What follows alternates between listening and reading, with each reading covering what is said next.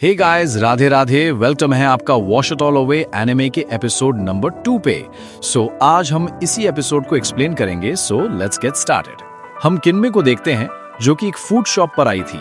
वो वहां से सॉल्ट पिज्जा और बन खरीद लेती है, फिर घर के लिए निकल जाती है।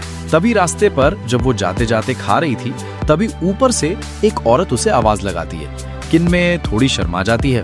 वो औरत किन्मे से कपड़ों के रिलेटेड बात करती है और घर आकर कपड़े ले जाने को बोलती है। किन्मे उसे हाँ बोलती है। फिर हम किन्मे को देखते हैं जो अपना काम कर रही होती है। तभी उसे कॉल आता है।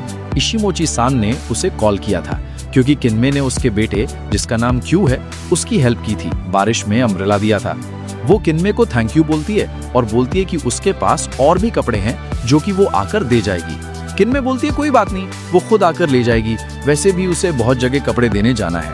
फिर शाम हो जाती है और किन्मे बहुत जगह कपड़े देने जाती है और मेहनत करती है। फिर वो इशिमोची सान के घर पर पहुंचती है, जहां वो कुछ लोगों को देखती है जो कि ड्रिंक कर रहे होते हैं। फिर इशिमोची सान बाहर आती है और किन्मे से बात करती है। वो फिर किन्मे को अपने नेचुरल हॉट स्प्रिंग में नहाने के लिए बोलती है। किन्मे पहले शर्माती है, फिर हाँ बोल देती है। फिर किन्मे नहाती है और उसके बाद वो रूफ पर जाती है, जहां का नजारा बहुत बढ़िया और पीसफुल होता है। वो क्यू को देखती है जो कि टेबल को अच्छी जगह पर रख रहा था ताकि रात को वो अच्छे से फायरवर्क्स का नजारा देख पाए। फिर किन्मे और क्यू आपस में बातें करते हैं। क्यू बोलता है कि उसे गर्व है कि उनके पास नेचुरल हॉट स्प्रिंग है, क्योंकि वही एक अच्छी चीज उनके पास बची है। किन्मे बोलती है कि उसे पता नहीं उसकी कोई फैमिली है या नहीं, उसके पास सिर्फ 2 साल की यादें बची हैं। बाकी सब वो क्लीनिंग का काम करते करते भूल चुकी है, जो कि सुनने में काफी सैड लगता है। बट किन्मे बोलती है कोई बात नहीं, तुम चिंता मत करो, मैं बिल्कुल सही हूँ। फिर क्यू उसे बोलता है तुम्हें अपने वादे के बारे में याद है ना। यहाँ पर क्यू ने पहले जो किन्मे को उसके स्कूल बैग को क्लीन करने के लिए बोला था, उसी के बारे में बात हो रही है। किन्मे बोलती है कि उसे बिल्कुल याद है। फिर वो अपने घर चली जाती है। सुबह हम किन्मे को उसके लॉन्ड्री शॉप में देखते हैं, जहां वो काम करती है। फिर एक माँ और बेटी को देखते हैं जो कि उसके शॉप की तरफ आ रहे थे। वो शॉप में एंटर करते हैं और किन्मे को कपड़े देते हैं। उन कपड़ों में दाग लगा हुआ था जो कि पास्ता का था। माँ बोलती है कि वो पास्ता का दाग है, उसकी बेटी ने कपड़ों पर ड्राइंग कर दी है। ये बोलते हुए वो थोड़ा शर्माती है। वो छोटी लड़की किन्मे से माफी मांगती है। किन्मे हंसकर बोलती है आप मुझ में भरोसा कर सकते हैं। फिर वो छोटी लड़की किन्मे से बहुत ज्यादा इंप्रेस हो जाती है और जाते वक्त अपनी मम्मी से बोलती है कि वो छुट्टियों में यहीं पर रहकर क्लीनिंग का काम सीखना चाहती है, इसीलिए वो किन्मे के साथ रहना चाहती है। वो किन्मे से जाकर पूछती है कि क्या वो यहाँ रहकर किन्मे से क्लीनिंग का काम सीख सकती है। किन्मे उसे हाँ कर देती है। फिर हम किन्मे और उस छोटी लड़की को देखते हैं।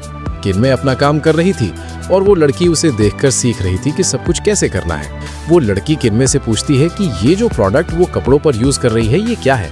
किन्मे बोलती है कि ये ऑयल प्रोडक्ट है, इससे स्टेन रिमूव हो जाता है। फिर वो लड़की काफी खुश हो जाती है और नोट कर लेती है।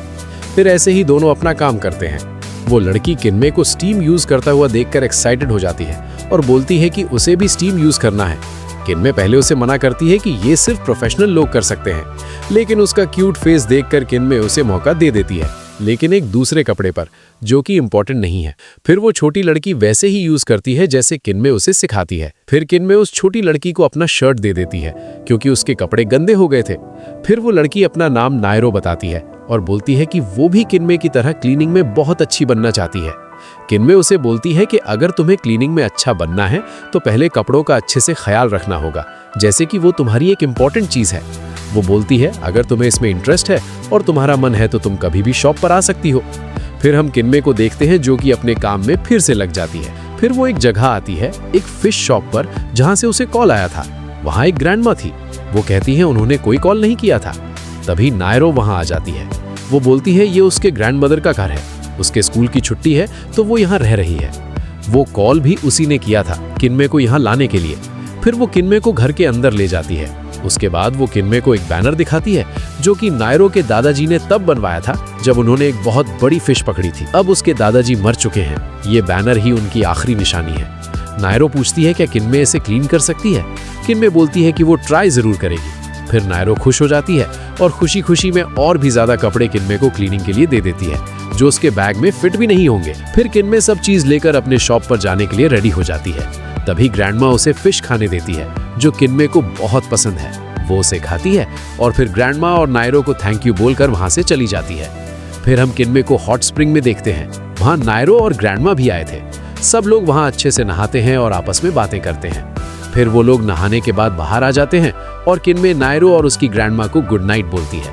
फिर वो लोग चले जाते हैं। किनमे उसके बाद नायरो के दादाजी और दादी के उस फोटो के बारे में सोचती है जो कि ग्रैंडमा ने अच्छे से संभाल कर रखा है। फिर ये एपिसोड यहीं पर एंड हो जाता है। हम मिलेंगे नेक्स्ट एपिसोड में, तब तक के लिए पीस आउट।